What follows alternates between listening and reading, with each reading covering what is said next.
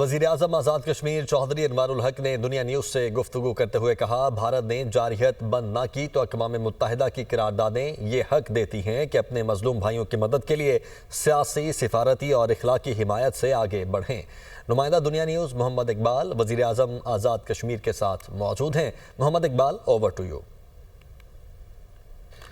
ملک بھر کی طرح آزاد جموں کشمیر میں بھی یوم یکجہتی کشمیر جوش و جذبے اور تجدید عہد کے ساتھ منایا جا رہا ہے۔ ہمارے ساتھ موجود ہیں وزیراعظم آزاد جموں کشمیر چودھری انوار الحق، ان سے بات کریں گے آج کے دن کے حوالے سے۔ جموں کشمیر کے مظلوم عوام کی جدوجہد آزادی، ان کے حریت کے جذبے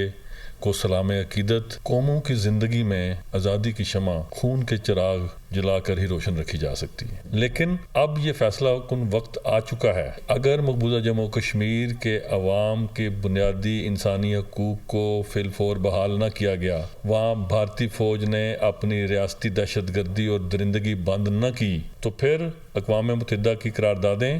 اور بین الاقوامی قانون آزاد کشمیر کے ہر نوجوان کو یہ حق دیتا ہے کہ وہ سیاسی، اخلاقی، سفارتی سطح سے آگے بڑھتے ہوئے اپنی حربی استعداد کے زور پر اپنی ماؤں، بہنوں، بیٹیوں کے آنچل کے تحفظ کے لیے اس خونی لکیر کو روند ڈالیں۔ وزیراعظم آزاد جموں کشمیر کا یہی کہنا تھا کہ جب تک اقوام متحدہ کی قراردادوں کے مطابق کشمیریوں کو ان کا بنیادی حق یعنی حق خود ارادیت نہیں مل جاتا، جدوجہد آزادی جاری و ساری رہے گی۔